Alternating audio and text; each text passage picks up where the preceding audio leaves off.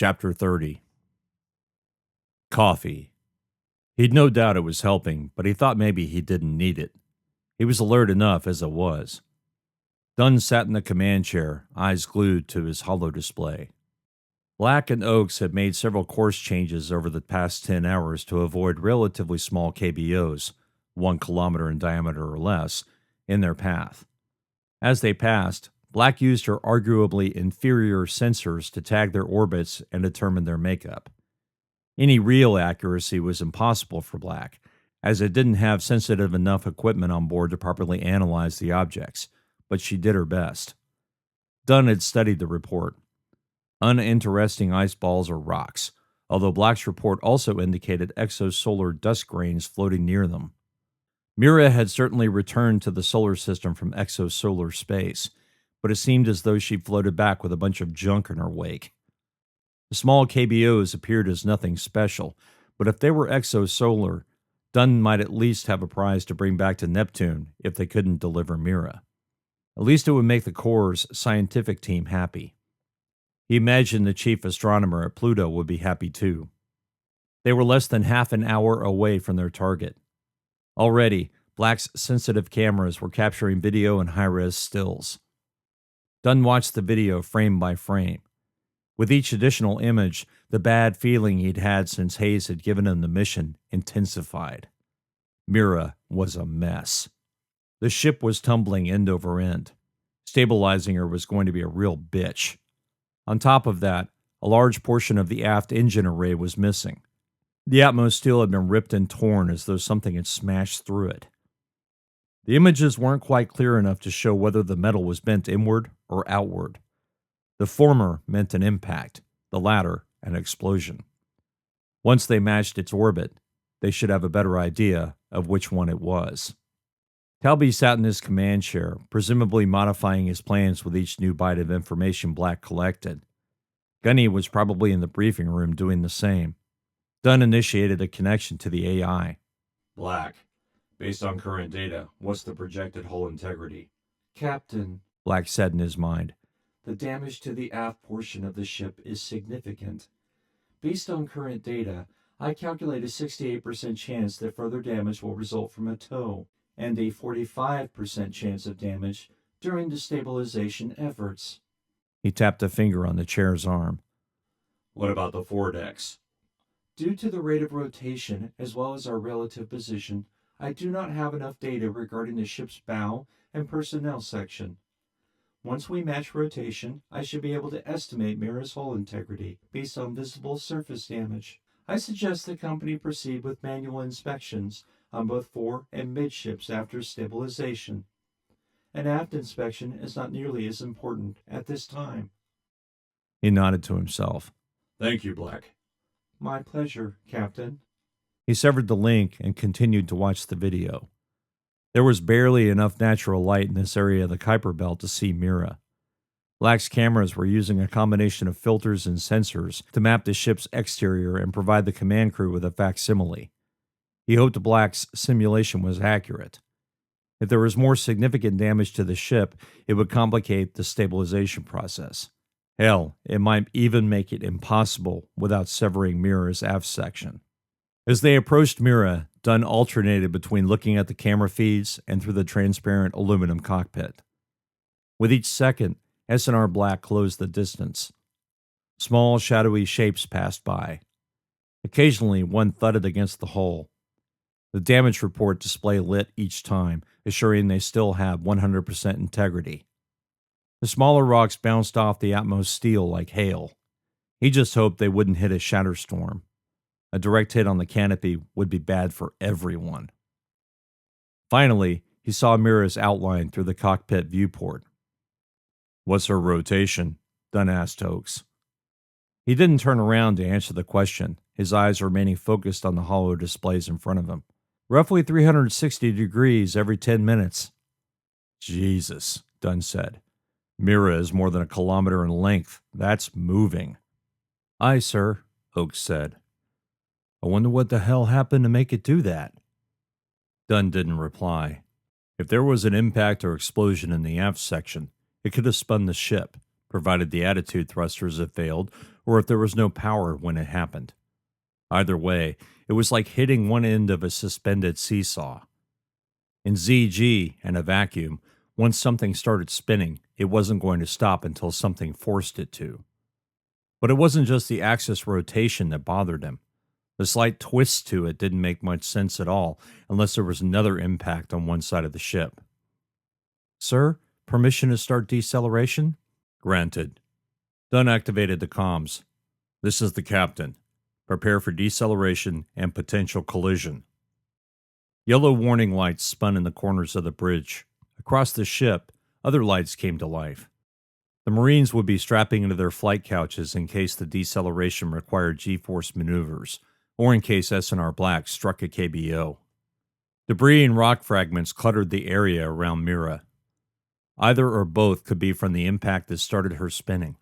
Without significant gravity to affect the trajectory of the ship, any matter exposed to the vacuum should have been blown out of the pressurized ship and into space.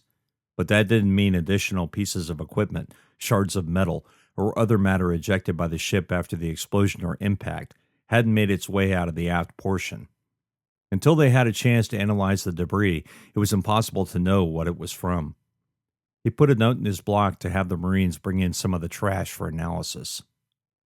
The canopy made a rattling sound as shards pelted off the aluminum. Dunn felt a chill and his adrenaline began to spike. Now was the rough part. Oaks and Black were focused on getting past the worst of the debris, but there was little room to maneuver.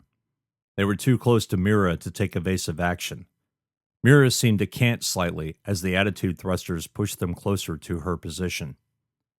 Permission to cut gravity, sir. Granted, Dunn said. He activated the comms again. Prepare for ZG. I repeat, prepare for ZG. The lights changed from bright yellow to maroon.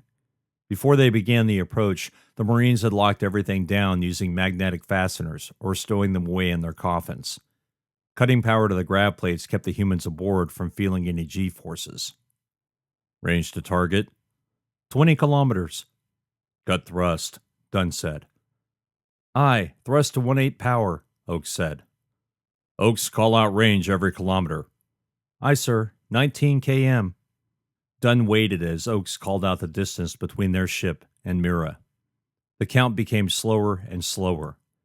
After the call-outs were nearly 2 minutes apart, Oaks called out the distance of 3 kilometers.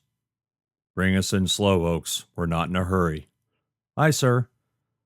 Oaks's eyes stayed focused on the screens, his block connection instructing S&R Black's engines and thrusters.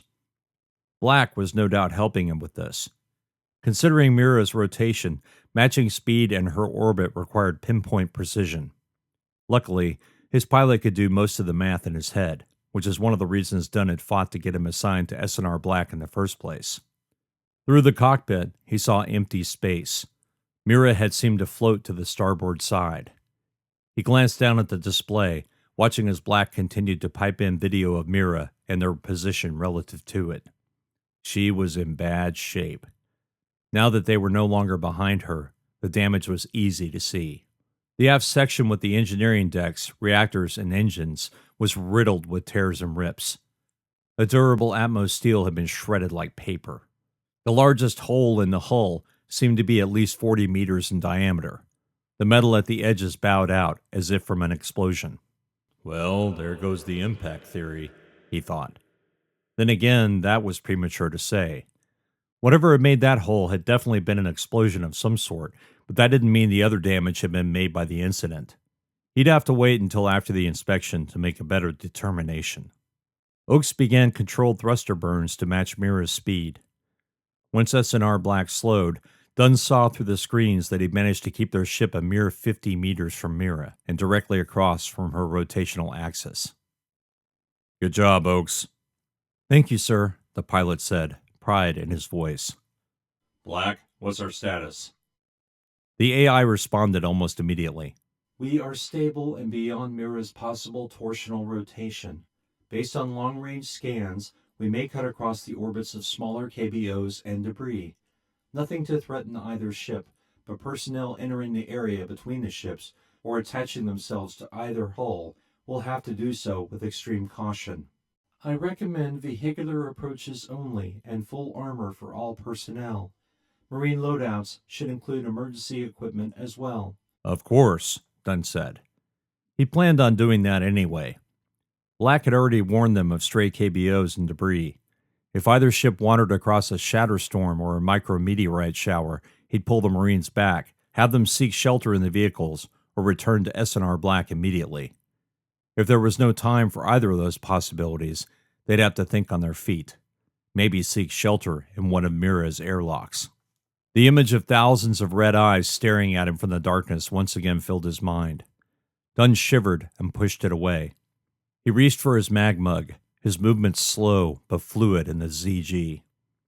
He put the mug up to his lips, opened them, and the hot fluid dribbled through the lid and into his mouth. The moment he pulled his lips away, the coffee stopped flowing. He let the liquid float in his mouth for a moment, coating his tongue and cheeks, before swallowing. Oaks, are we green? Aye, sir. Position and speed matched. No problems on the flight end, Oaks said. Noble, how we doing? Noble's voice returned through the comms. Sir, engineering is green across the board. We have one diagnostic error in O2 recycling, but Black and I are tracking it. We think it's a faulty sensor. Other than that, we're good to go, sir. Dunn smiled. Good job, Marines. Oaks, let's get some gravity in the personnel decks. Leave the cargo bay in ZG. Aye, sir, Oaks said.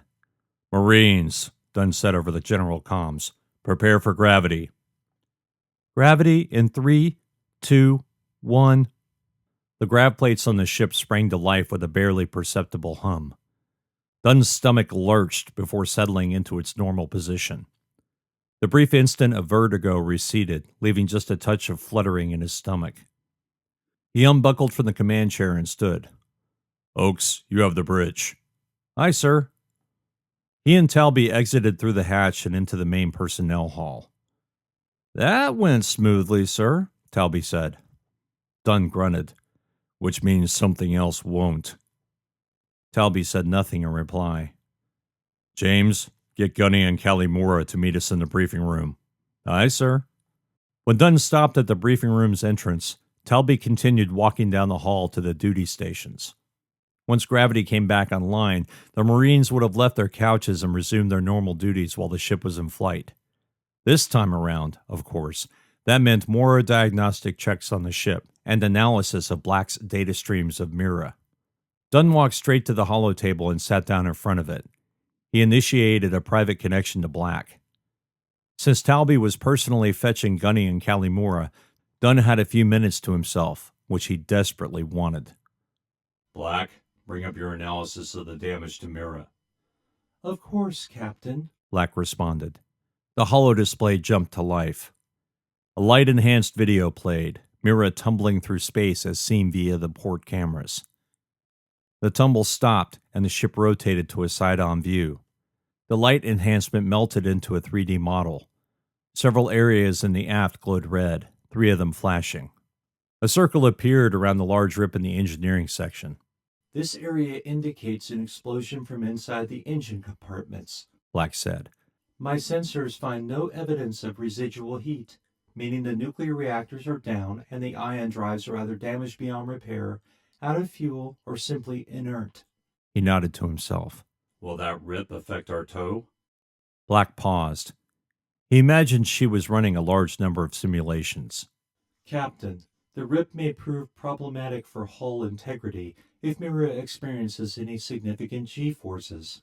Otherwise, hull integrity appears to be suitable for the tow. What about the other tears in the hull? When Black spoke, puzzlement colored her voice. They appear to be impact points from hundreds of small objects. The Atmos steel is perforated in multiple places. Very few of them are larger than 1 meter wide, but some are as large as 5 meters in diameter. The metal is bent downward, which is consistent with fast impact from relatively massive objects. He frowned. Massive objects? Please clarify. If they were caused by micrometeorites, I doubt they would have done more than make a dent unless they were traveling at incredible speeds. Micrometeorites lack the proper mass to create that much damage, unless, of course, they were composed of solid metals or heavy metals. That didn't make much sense. KBOs were rarely made of just metal. He couldn't imagine exosolar objects were much different. Can you guess as to what combination of elements would be required to create that much mass? Black was silent for a moment. Dunn heard the distant sound of footsteps in the hallway. In a moment or two, Talby would enter with Gunny and Kalimura in tow. Tungsten's mass or greater, The AI said. essentially an atomic weight of 186 or higher on the periodic table. Tungsten, Dunn thought. Humanity had a lust for the metal. It was used in the creation of Atmos steel as well as hundreds of other space-related materials. Humankind mined in the asteroid belts for dozens of metals and minerals that were no longer found on Earth or that could be more easily extracted in ZG. But shards of pure tungsten slamming into a starship was unlikely. He'd never heard of an asteroid made completely of one metal or mineral. They were almost always a conglomeration of elements. If we bring back a sample, do we have the instruments on board to determine what those impacts are from? Provided, Black said. the impacts left evidence on the Atmos steel, or you managed to retrieve one of the objects that smashed through Mira's hull. Understood. Dunn told it. Thank you. Very welcome, Captain Dunn. Dunn sat in the chair and used his fingers to spin the hollow model. Black was right about one thing. The engineering decks were a complete mess. If any humans had been caught inside that explosion, they would have been flash fried, smashed into the frayed bulkheads, or simply ejected into space. He shivered involuntarily. Captain? Talby's voice called from the door. Dunn didn't look away from the model. Come on in, he said, and don't bother saluting. We have work to do. The three Marines filed in and took their seats across from Dunn. He stared through the 3D model and focused on Kalimura's face. The young corporal looked both nervous and excited. He grinned at her. You look like you're ready to get out there, Corporal. She blushed. Aye, sir, I am. Good, he said. James, have you studied Black's analysis? Briefly, Talby said. Gunny? Aye, sir. Same as the lieutenant. Excellent, Dunn said. Show me how your plans have changed, Marines. I want to go over every step in detail.